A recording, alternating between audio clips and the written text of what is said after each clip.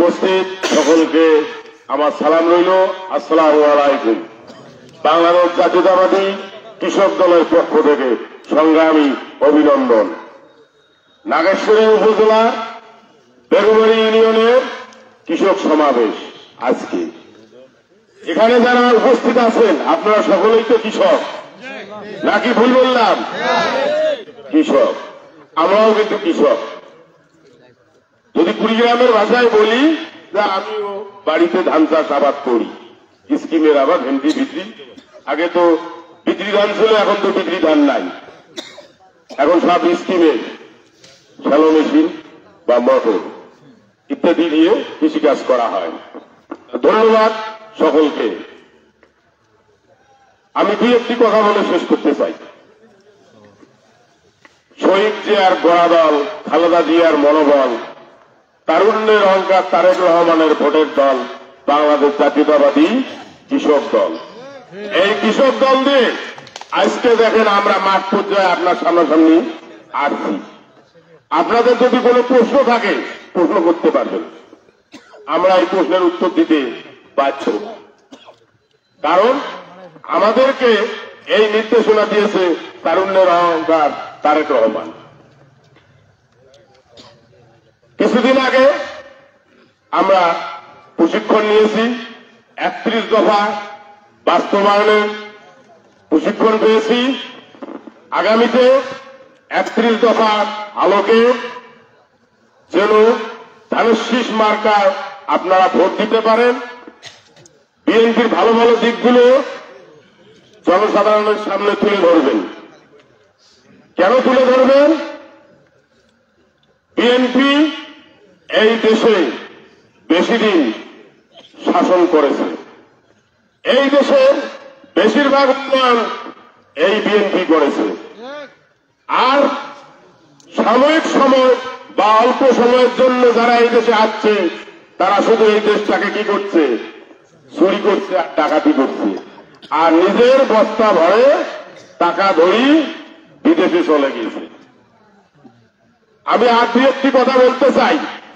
এই ইউনিয়নে বিএস আছে, ব্লক সুপারভাইজার।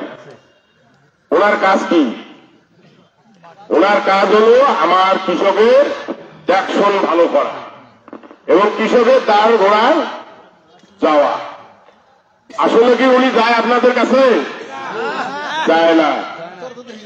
এখন থেকে উনি যেন আপনাদের কাছে যায় সেই ব্যবস্থা আপনারাই করবেন। আপনারা করবেন না আমরা করে দেব? আমরা করে দেব। তাহলে আপনারা কি এই এলাকার জনগণ, লোকাল জনগণ, না আমার মতো কুড়িগ্রাম থেকে সুদূর বেরুবাড়ি ইউনিয়নে আসছেন? বেরুবাড়ি ইউনিয়নে উনি চাকরি করতে আসছে, মানে আপনাদের সেবা দিতে আসছে। তাহলে আপনাদের সেবা দেওয়া একমাত্র দায়িত্ব কার? এই বিএসএফ। এই বিএসএফ সাথে যোগাযোগ করবেন। ওখান থেকে সরকারের যা যা সুযোগ সুবিধা আছে সবকিছু গ্রহণ করবেন। আর যদি ওই সুযোগ সুবিধা গ্রহণ না করেন তাহলে ওই বিএস কি করবে জানেন? সব বেঁচে বেঁচে খাবে। কিভাবে বেঁচাবে তার উদাহরণ নেই। গত 4 দিন চিলমারি ইউনিয়নের বিএস সরকারি সার বীজ বিক্রি করতে ঢুকছে। আর ওই টাইমে আমার ওই উপজেলার সভাপতি এবং সেক্রেটারি হাতে নাতে, কৃষক দলের সভাপতি সেক্রেটারি হাতে নাতে তাকে কি করছে? তাকে ধরছে এবং প্রশাসনের কাছে সোপর্দ করছে। তাহলে আপনার এই ইউনিয়নের জনগণেরও কাজ কি? সরকারের ওই সকল সুযোগ সুবিধা গ্রহণ করা। এখন থেকে আপনারা কি ওনার কাছে যাবেন? জোরে বলেন, যাবেন? অবশ্যই যাবেন। এবং আপনাদেরকে ওখানে যা কিছু আসবে এই পাওয়ার জন্য সুযোগ সুবিধা করে দেবে আমার এই উপজেলার সভাপতি বা সেক্রেটারি, এই ইউনিয়নের সভাপতি বা সেক্রেটারি। তারা যেন যা বলে আমার দলীয় কর্মীরা শুধু সাধারণ জনগণ সহ সব ধরনের লোক যেন এই সুযোগ সুবিধাগুলো পায়। কিন্তু ওখানে একটা খেয়াল রাখবেন, কিছুদিন আগে বাংলাদেশের সবচেয়ে বড় ফেসিবাদী, বড় জঙ্গিবাদী, বড় চোর একজন ছিল। সেই চোরের প্রেতাত্মাগুলো 15 বছর থেকে এই বিষ সার চুরি করে বিক্রি করছে এবং নিজেরা খাচ্ছে এবং নিজেদের দোকানপাটে নিয়ে যা বিক্রি করছে। তাদের কিন্তু ওই লোভ এখনো ধ্বংস হয় নাই। তাদের ওই লোভ কি এখনো আছে? তাহলে তাদেরকে ওই লোভ থেকে কি করতে হবে? একদম কি করতে হবে? বিতাড়িত করতে হবে। আরেকটি কথা বলে শেষ করি, আগামীতে আপনাদের ভোটে ধানের শীষ মার্কায় জয়যুক্ত করবেন আপনারাই। সেই লক্ষ্যে কাজ করলে আগামীতে তারুণ্যের অহংকার তারেক রহমান আপনাদের জন্য এই লিফলেটটি এক ভাই পরে শোনাইছে, শোনায় নাই? কিছু কিছু জিনিস আপনাদের বাস্তবায়ন করে দেবে। তার মধ্য থেকে আমি 2-1টি পয়েন্ট বলে শেষ করে দেব, কারণ অনেক রাত হয়েছে, শীতের দিন, আপনাদের কষ্ট হচ্ছে। কৃষকদের উৎপাদিত ফসলের ন্যায্য মূল্য নিশ্চিতের জন্য ইউনিয়ন পর্যায়ে সরকারিভাবে ক্রয় কেন্দ্র স্থাপনের উদ্যোগ গ্রহণ করা হবে। মানে আপনি ধান কাটতে খরচ হয়েছে 1200 টাকা কাটা পর্যন্ত, আর বাজারে ধান ধরে গেলে বলে 1000, নাই কত 200। তাহলে আপনার আর এই 200 টাকা লস হবে না। আপনার ইউনিয়নে বিএনপি ক্ষমতায় আসলে সরকারিভাবে এখান থেকে আপনার বাড়ির ভিতর থেকে যা ন্যায্য মূল্য তাই দিয়ে ক্রয় করে নিয়ে যাবে। তাতে আপনার আর ওই 200 টাকা লস হওয়ার কোনো সুযোগ থাকবে না। কৃষকদের জন্য শস্য বীমা চালু থাকবে। শস্য বীমাটা কি? আপনারা তো অনেকে সাধারণ বীমা করেন না? যদি কোনো ক্ষতি হয় ক্ষতি পুষে দেয়। এখন অনেক সময় আমরা বাজার থেকে ধান বীজ, পাট বীজ, ওই যে অনেক সময় এই স্কিমের আবাদে বীজ কিনে নিয়ে আসছি, গাছ গাজায় না, ছিটেছি, লম্বা হয় না, মানে চারা হয় না। তাহলে এই যে বীজ আনলেন বাজার থাকি বা ডিলারের কাছ থাকি, ক্ষতি হলো, এই ক্ষতিটা যাতে না হয় এই ক্ষতিপূরণ দেওয়া হবে এই কৃষক দলের মাধ্যমে। এতে কি আপনাদের ভালো হবে না ক্ষতি হবে? ভালো হবে। সেচ ব্যবস্থা সংকট নিরসনে শহীদ জিয়ার ঐতিহ্যগত খাল খনন কর্মসূচি বাস্তবায়ন করা হবে।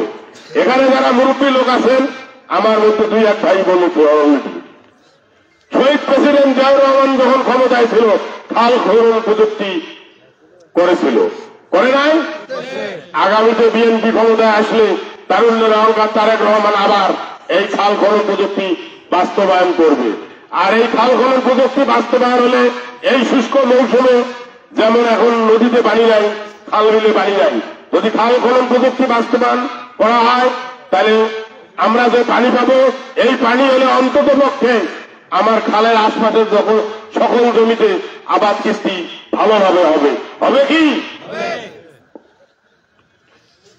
কৃষকদের স্বার্থ এবং উন্নয়ন সহ যাবতীয় অর্থনীতি বিকাশের জন্য কৃষিভিত্তিক শিল্প কারখানা ব্যাপক হারে ব্যাপকভাবে গড়ে তোলার উদ্যোগ বিশেষভাবে বিবেচনা করা হবে। কৃষকদের স্বার্থ উন্নয়নের জন্য যদি কৃষি শিল্প জাতীয় কিছু করা হয়, যেমন কুড়িগ্রাম জেলায় একটি শিল্প নগরী আছে, যেমন বিসিক শিল্প নগরী যজ্ঞঘাট বাজারে আছে না? এইরকম যদি বিএনপি সরকার ক্ষমতায় আসে তাহলে কৃষকদের জন্য শিল্প কারখানা, কৃষি শিল্প কারখানা যেভাবে গড়ে তোলা যায় এলাকা ভিত্তিক প্রচেষ্টা করা হবে। সমবায় ভিত্তিক চাষ পদ্ধতি চালু করার উদ্যোগ গ্রহণ করা হবে। সমবায় বলতে তো বোঝেন আপনারা, আজকাল একটা মাছের প্রজেক্ট করতে গেলে সমবায় সিস্টেমে থাকে। বিনা ও স্বল্প সুদে কৃষকদের মাঝে সঠিকভাবে বিতরণ, মানে কৃষি ঋণ যাতে কৃষকেরা যেন সঠিকভাবে পায় বিনা সুদে। যেমন গত বিএনপি সরকারের আমলে খালেদা জিয়া কি করছিল, 5,000 টাকা পর্যন্ত মৌকুফ করে দিছিল। এটা কি আমার মুখের কথা না? আপনারাও জানেন। সরকারিভাবে পেঁয়াজ, টমেটো, আদা, রসুন সহ যাবতীয় মৌসুমী ফল সংস্করণের জন্য দেশের বিভিন্ন অঞ্চলে বিশেষায়িত কোল্ড স্টোরেজ, যেমন আজকাল আলুর কোল্ড স্টোরেজ আছে, কিন্তু রসুন, পেঁয়াজ, আদা, টমেটোমের নাই। এটাও দেওয়ার জন্য, এই কোল্ড স্টোরেজগুলো দেওয়ার জন্য সামগ্রিকভাবে চেষ্টা করবে।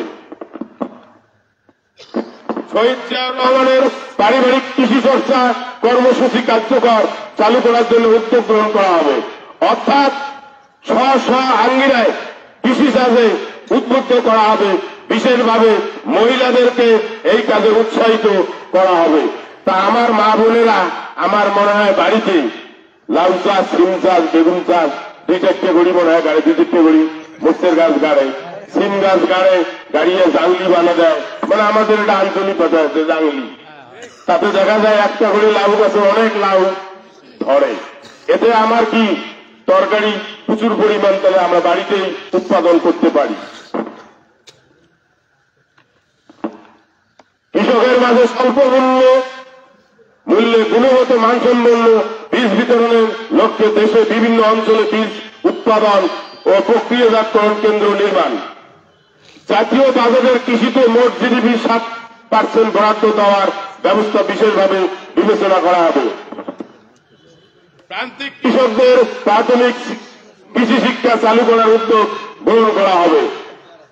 শস্য মাড়াইয়ের জন্য স্থানীয় খাস জমিগুলো শস্য মাড়াইয়ের উপযোগী করে তুলে প্রকৃত ক্ষুদ্র ও মাঝারি কৃষকদের মাঝে বরাদ্দ দেওয়ার উদ্যোগ গ্রহণ করা হবে।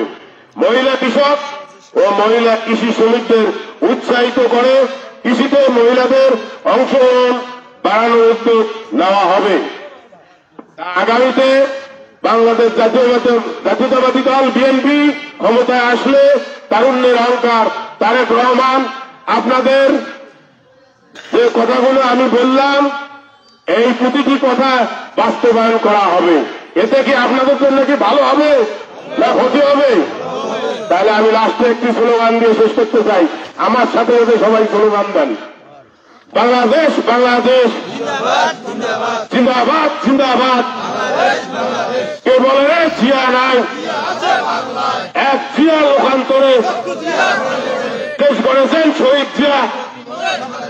বাংলাদেশ জিন্দাবাদ, শহীদ জিয়া অমরক, খালেদা জিয়া জিন্দাবাদ, তারুণ্যের অহংকার তারেক রহমান জিন্দাবাদ। সবাইকে ধন্যবাদ। আসসালামু আলাইকুম। ধন্যবাদ। কুড়িগ্রাম জেলা কৃষক দলের সংগ্রামী সদস্য সচিব, উনি দিক নির্দেশনামূলক বক্তব্য প্রদান করার জন্য। এই পর্যায়ে বেরুবাড়ি ইউনিয়ন মৎস্যজীবী দলের পক্ষ থেকে কুড়িগ্রাম জেলা কৃষক দলের আহ্বায়ক মহোদয় এবং সদস্য সচিব মহোদয় সহ যারা আসছেন তাদেরকে ফুলের শুভেচ্ছা জানাবেন।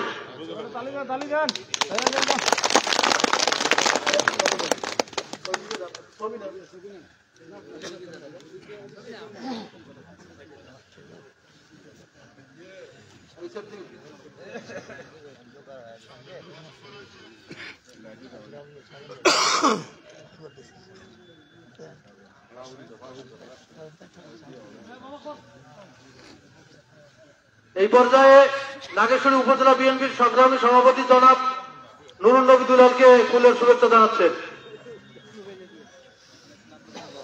সংগ্রামী সাথী ও ভাইরা আমার, কৃষক বাঁচলে বাংলাদেশ বাঁচবে। বাংলাদেশের যদি একটি মৌসুমের একটি সিজনের যদি শুধু একটা অঞ্চলের বা একটা হাওরের যদি ফসল বিনষ্ট হয়, নষ্ট হয়, তাহলে বাংলাদেশের দুর্ভিক্ষ দেখা যায়। কৃষককে বাদ দিয়ে কোনো চিন্তাই করা, উন্নয়ন করার কোনো চিন্তাই করা যায় না বাংলাদেশের উন্নয়ন। কারণ বাংলাদেশের সোনার খনি নাই, তেলের খনি নাই, লোহার খনি নাই। বাংলাদেশের মাটিগুলো আল্লাহর নিয়ামত, অনেক উর্বর মাটিগুলোর সম্পদ এবং মানুষগুলোর সম্পদ। সংগ্রামী সাথী ও ভাইরা আমার, এই পর্যায়ে আজকের সমাবেশের যে বক্তব্য রাখবেন, আজকের সমাবেশের প্রধান অতিথি, যার হাত ধরে কুড়িগ্রাম জেলায় কৃষক দল অত্যন্ত সংগঠিত, উনি নিরলস পরিশ্রম করে রুঙ্গামারি থেকে রাজীবপুর পর্যন্ত সমস্ত ইউনিয়নে উনি প্রতিদিন এই রকম পরিশ্রম করি সবাইকে সংগঠিত করতেছেন এবং সবাইকে পরামর্শ দিচ্ছেন, সবাইকে কৃষির আওতায় আনতেছেন, উদ্বুদ্ধ করতেছেন, স্বসংগঠিত করতেছেন, সুসংগঠিত করতেছেন। সেই সফল সংগঠক কুড়িগ্রাম জেলা কৃষক দলের সংগ্রামী আহ্বায়ক শ্রদ্ধেয় রিপন রহমান। বক্তব্য রাখবেন শ্রদ্ধেয় রিপন রহমান। বিসমিল্লাহির রহমানির রহিম। আজকে নাগেশ্বরী উপজেলা অন্তর্গত বেড়িবাড়ি ইউনিয়ন কৃষক দলের আয়োজনে কৃষক সমাবেশে উপস্থিত। আজকে কৃষক সমাবেশের সম্মানিত প্রধান বক্তা, আমার সহযোদ্ধা কুড়িগ্রাম জেলা কৃষক দলের সম্মানিত সদস্য সচিব জনাব রুকনুজ্জামান রুকু ভাই, আরো উপস্থিত আছেন নাগেশ্বরী উপজেলা বিএনপির সম্মানিত সভাপতি জনাব নুর নবী সরকার ভাই, আরো উপস্থিত আছেন অর্থ ইউনিয়ন বিএনপির সম্মানিত সভাপতি জনাব ইব্রাহিম খলিল মোল্লা, আরো উপস্থিত আছেন ইউনিয়ন এবং অন্যান্য সংগঠনের নেতৃবৃন্দ। সেই সঙ্গে আরো উপস্থিত আছেন নাগেশ্বরী উপজেলা কৃষক দলের সম্মানিত সভাপতি জনাব হাসান আবদুল ভাই, আরো উপস্থিত আছেন সংগ্রামী সদস্য সচিব জনাব শহীদুল ইসলাম, পৌর কৃষক দলের সভাপতি জনাব খোকন ভাই, সদস্য সচিব আদম আলী সহ আমার সফরসঙ্গী হিসেবে আছেন জেলা কৃষক দলের সম্মানিত যুগ্ম আহ্বায়ক জনাব মহসিন মমতাজ,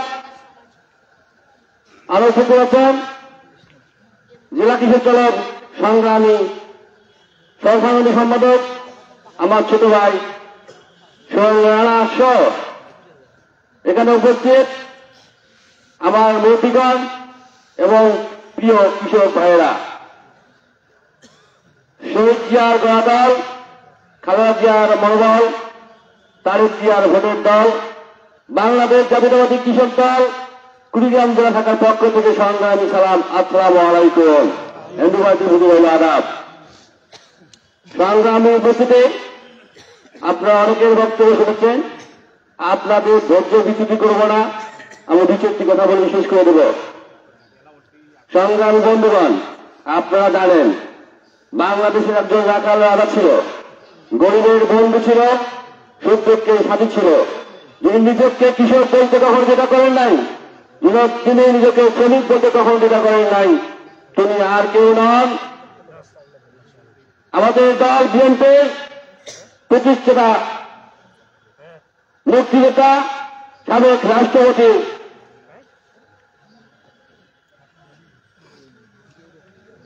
শহীদ জিয়াউর রহমান। উনি সবসময় বাংলাদেশের মানুষ, যেহেতু 80% মানুষ কৃষক, এই কৃষক কিভাবে ভালো থাকবে, কৃষক বাঁচলে বাঁচবে দেশ, আগামী দিনে সোনার বাংলাদেশ, এই চিন্তাধারা করে বাংলাদেশের মানুষের ভালোর জন্য প্রথমে খান গলন পদ্ধতি শুরু করেন। এটাও যখন দেখলেন বাংলাদেশের মানুষ খাদ্যে সম্পূর্ণ না, আপনারা জানেন বাংলাদেশে প্রচুর জমি ছিল কিন্তু খাদ্যের অভাব ছিল, তার এই ধারাবাহিকতায় উনি বাংলাদেশের মানুষের জন্য দুবেলা দুমুঠো ভাত খেতে পারে এর জন্য তিনি ইরি পদ্ধতি শুরু করলেন। সংগ্রামী সাথী ভাইরা, তার এই ধারাবাহিকতায় তার এই সহধর্মিনী সাবেক 3 দিন পরে প্রধানমন্ত্রী বেগম খালেদা জিয়া, উনি যখন এই ক্ষমতায় আসছেন তখন এই কৃষকদের নিয়ে চিন্তাধারা করেছিলেন। আপনারা জানেন আমাদের ইতিমধ্যে আমাদের যে কেন্দ্র ঘোষিত যে ঘোষণাপত্র দিয়েছিল ওইটা আপনারা শুনেছেন এবং আমার সদস্য কি বলেছেন, আমি সেই দিকে যাচ্ছি না। এই কৃষকের চিন্তাধারায় আমার বক্তব্য ভারপ্রাপ্ত চেয়ারম্যান জনাব তারেক রহমান, উনি ওনার বাবার মতো সবসময় কৃষককে ভালোবাসেন। এই কৃষকের যেটা 80% মানুষ কৃষক, তাহলে বাংলাদেশে 100%-এর মধ্যে 80% মানুষ কৃষক। তাহলে উনিও চিন্তা করেছেন বাংলাদেশের 80% মানুষ যদি কৃষক ভালো থাকে তাহলে বাংলাদেশ ভালো থাকবে।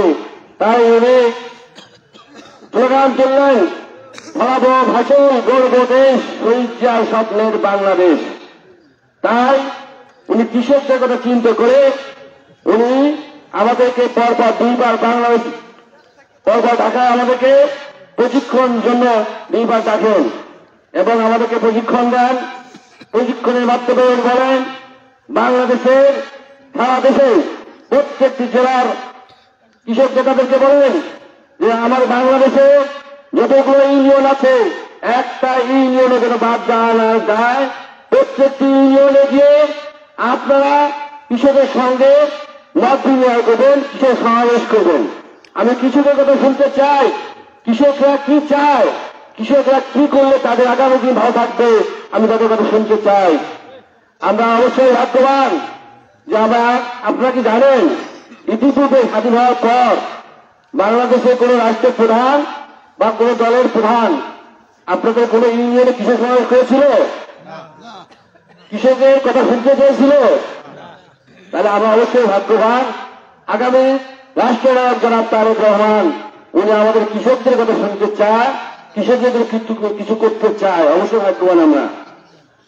সংগ্রামী হাতিরা, আমার পূর্ববক্তা বলে গেছেন শস্য বীমা। শস্য বীমাটা কি আসলে থেকে অনেকের হবে উনি বুঝতে পারেন নাই।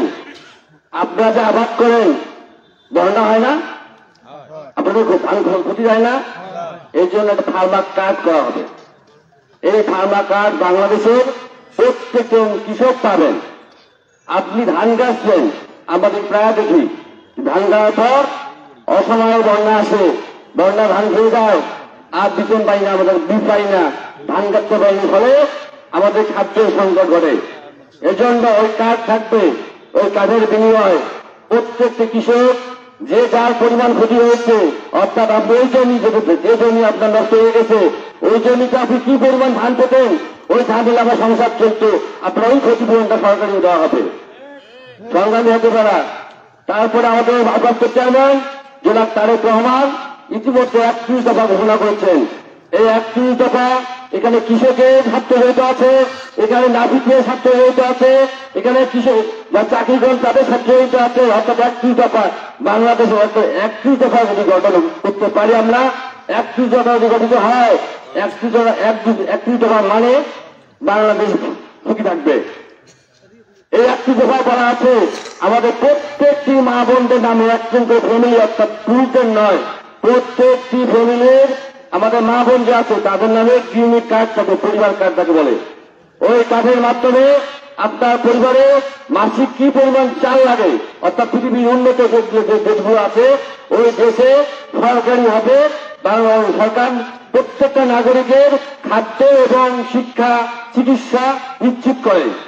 তার এই ধারাবাহিকতায় আমাদের চেয়ারম্যান যেটা দীর্ঘদিন থেকে বিদেশে আছেন, আমি লন্ডনে আছেন, ওনার মাথায় দৃষ্টি রেখেছে আমাদের বাংলাদেশের মানুষ যেহেতু অসহায়, আমরা গরিব রাষ্ট্র, আমরাও দেখে চেষ্টা করব প্রত্যেকটি ফ্যামিলির জন্য সরকারিভাবে কিছু করার জন্য। এটা কোনো দল মত নয়, প্রত্যেকটি মানুষ পাবেন এবং আমাদের মা বোনদের নামে হবে। কারণ অনেকে গ্রাম অঞ্চলে দেখা যায় পুরুষরা আমাদের মা বোনদেরকে নির্যাতন করে। এই ধারাবাহিকতায় আমাদের চেয়ারম্যান সিদ্ধান্ত নিয়েছেন যে একজন মা বোনের নামে যে কার্ড থাকে, মানে ওই ফ্যামিলিতে আমার মা থাকতে হলো স্বয়ং সম্পূর্ণ, কাজেই কিন্তু তাকে যদি বাইক থেকে বের দেওয়া হয় কারণ কার্ডটা বাতিল হয়ে যাবে। তার মানে কি ওই কার্ডটার জন্য সে নির্যাতিত হবে না। সংগ্রামী ভাইরা, আমি আর বক্তব্য বিগত করবো না, আপনাদেরকে শিক্ষা নিয়ে বলতে চাই। আপনাদের গ্রামের ভাষায়, আমাদের গ্রামের ভাষা বলি না যে পাপ বাপকেও ছাড়ে না, বলে না? অতিরিক্ত হলে কি বলে, বাপের আসলে মা হলো আসে, বলেন না আপনারা? আল্লাহ তাআলা কি বলেন, খারাপ দান তুমি ছেড়ে যান না। সংগ্রাম হাতে আপনারা জানেন এই ফাঁসিরা খুনিয়াছিরা আমাদের নেত্রী 3 বারের প্রধানমন্ত্রী বেগম খালেদা জিয়া তার নিজ বাড়িতে ছিলেন, তার নিজ বাড়ি থেকে এক কাপড়ে আমাদের নেত্রীকে বাড়ি থেকে বের করে দিয়েছিলেন। সংগ্রামীরা আমাদের নেত্রী বেগম খালেদা জিয়া ওই দিন দু চোখের পানি ফেলে দিয়ে বলেছিলেন এই বিচার বাংলাদেশের জনগণ করবে। সংগ্রামী সাথী ভাইরা, আমার মনে হয় ওই দিন আমার নেত্রীর দু চোখের পানি আল্লাহ তাআলা দেখেছেন এবং আল্লাহ তাআলা শুনেছেন। সেই ধারাবাহিকতায় 5ই আগস্ট এমন এক জনগণ এবং বাংলাদেশের ছাত্র সমাজ এমন এই শিক্ষা দিয়েছেন, আমার নেত্রী বাংলাদেশের মাটিতে আছে, খুনি ফেসি হাসিনা বাংলাদেশের মাটিতে নাই, ভারতে পালিয়ে গিয়েছিলেন। সংগ্রামী সাথী ভাইয়েরা, আপনারা জানেন বাংলাদেশের একজন মন্ত্রী ছিল, তার নাম ছিল টাকলা মুরাদ, শুনুন নাই? এই বেটা টাকলা মুরাদ উনি এমন জায়গায় হাত দিয়েছেন, বাংলাদেশের মানুষ 95% মানুষ ছিলেন মুসলমান। এই মুসলমানের আমাদের সাবেক রাষ্ট্রপতি হোসেন মোহাম্মদ এরশাদ উনি সংবিধানে সংশোধন করেছিলেন রাষ্ট্রীয় ধর্ম ইসলাম। উনি অবশ্যই ভালো কাজ করতেন, উনিও ফেলে থাকছিলেন, কিন্তু একটা কাজ ভালো করতেন, যে ভালো কাজ করবে সেটা বলতে হবে। সংগ্রামী হতে ভাইয়েরা, এই কুলাঙ্গার টাকলা বাংলাদেশে এই সরকার আমরা বললো কি বাংলাদেশের রাষ্ট্র ধর্ম ইসলাম থাকতে পারে না, সংবিধানে ইসলাম থাকতে পারে না।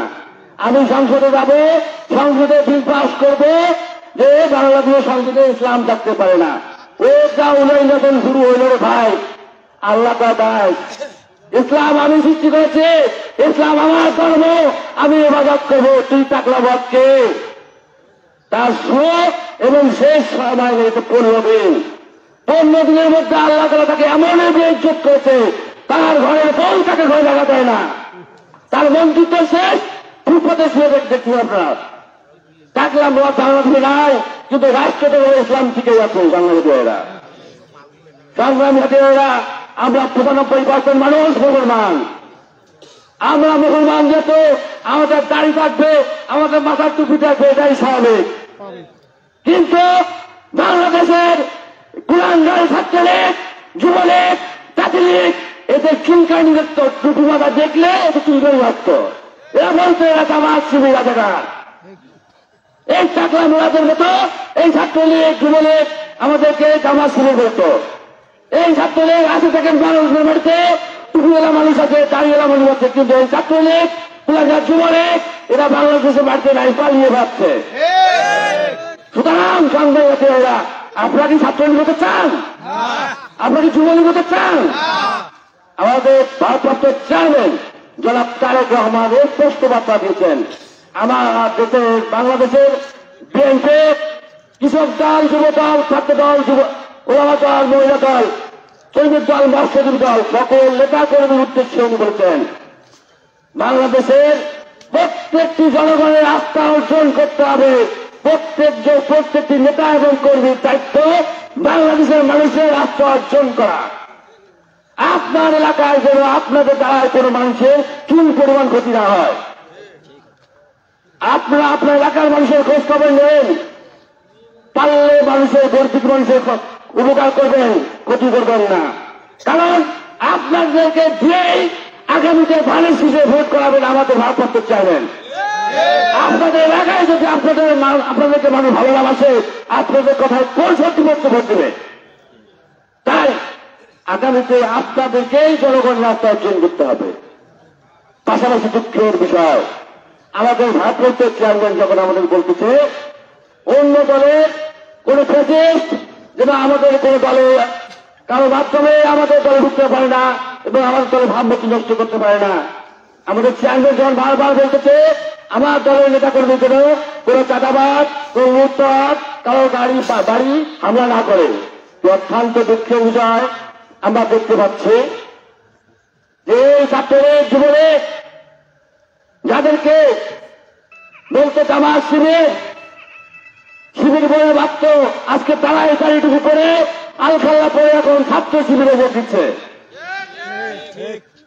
আমার লজ্জা হয় যে ছাত্র শিবির বলতো, এই ছাত্র শিবির এখন এই যুবলীগকে, কুলাঙ্গার লীগকে তাদের দলে নিচ্ছে এবং মানুষের ক্ষতি করতেছে। আপনাদের লজ্জা হয় না? আপনাদেরকে সবসময় আমরা খবর দিয়েছি, আর আপনারা এই ফ্যাসিস্টদেরকে সঙ্গে নিয়ে বাংলাদেশের ক্ষতি করার চেষ্টা করতেছেন। সেই সঙ্গে আমি বর্তমান সরকারকে বলতে চাই, আমাদের ভারপ্রাপ্ত চেয়ারম্যান জনাব তারেক রহমান এই প্রশ্ন বার্তা দিয়েছেন আপনাদেরকে আমরা সহযোগিতা করবো, সময় দিব। তার মানে এই নয় আপনারা 25 হবেন, আপনাদের সময় হয়ে গেছে, যথেষ্ট সময় দেওয়া হয়ে গেছে। আপনারা আর বিলম্বিত করবেন না। আগামী জুলাইয়ের মধ্যে আমরা আশা করব আমাদের চেয়ারম্যান, ভারপ্রাপ্ত চেয়ারম্যান 17 বছর বাংলাদেশের মানুষকে নিয়ে যুদ্ধ করেছিল ভোটের জন্য। আমাদের চেয়ারম্যান কখনো বলে নাই আমাকে ভোট দিতে হবে, বলেছিল কি আপনার ভোট আপনি দেবেন, যাকে খুশি তাকে দেবেন। দিনের ভোট ছাত্র হওয়ার জন্য আন্দোলন করে নাই। উনি কখনো 153 জন এমপি বিনা ভোটে হবে এদের আন্দোলন করে নাই। বাংলাদেশ জুলাইয়ের আগস্ট অভ্যুত্থান যে অভ্যুত্থান হয়েছে জুলাইয়ের অভ্যুত্থান একদিনও হয় নাই, 17 বছর লেগেছে। আজকে অনেকে বলে আমরা নাকি কিছুই করি নাই। জুলাইয়ের অভ্যুত্থান একদিনও হয় নাই। এই অভ্যুত্থানের পিছনে আমাদের অনেক ছাত্রদলের কর্মী, অনেক নেতাকর্মী জীবন দিয়েছেন, অনেক কৃষক দলের নেতৃবৃন্দ জীবন দিয়েছেন, অনেক বিএনপি নেতাকর্মী জীবন দিয়েছেন। কাজেই আমরা জীবন দিয়ে অর্জন করেছি। আপনাকে কিছু বলতে চাই বর্তমান সরকারকে, আপনারা দেশের মানুষকে যে দায়িত্ব দিয়েছিল, দেশের মানুষ যখন দায়িত্ব দিয়েছে সেই দায়িত্ব পূরণ করুন। আগামী জুন জুলাইয়ের মধ্যে আপনারা সংসদ নির্বাচন দেন। সংসদ নির্বাচনের আগে কোনোই সম্ভব নয় স্থানীয় নির্বাচন, জনগণ মানবে না। আমরা বলতে চাই আপনাদেরকে আমরা ভালোবেসে দায়িত্ব দিয়েছি, আপনার দায়িত্ব গ্রহণ করুন, জনগণের সরকার প্রতিষ্ঠিত করুন, জনগণের ক্ষমতা জনগণকে বুঝিয়ে দেন, আপনারা ভালো থাকেন। আপনারা বাধ্য করাবেন না বাংলাদেশের মানুষকে দ্বিতীয়বার যুদ্ধ করার জন্য। সংগ্রামী সাথী বাবা, আমি আমার বক্তব্য জিজ্ঞাসা করব না। আগামীতে ধানের শীষে আগাম বেরোচ্ছে, আপনাদের সুস্বাস্থ্য কামনা করে আমি আমার বক্তব্য শেষ করছি। বাংলাদেশ জিন্দাবাদ, কৃষক দল জিন্দাবাদ, শহীদ জিয়া আমরক, খালেদা জিয়া জিন্দাবাদ, তারুণ্য রঙ্গা রাষ্ট্রনায়ক জিন্দাবাদ, কৃষিবিদ হাসান জামিদ জিন্দাবাদ, শহীদ ইসলাম বাবুল জিন্দাবাদ, কুড়িগ্রাম জেলা কৃষি সন্তান, সিনিয়র যুগ্ম মহাসচিব অ্যাডভোকেট রুহুল কবির রিজভী জিন্দাবাদ, সহ সাংগঠনিক সম্পাদক আব্দুল খালেক জিন্দাবাদ। সবাইকে আসসালামু আলাইকুম।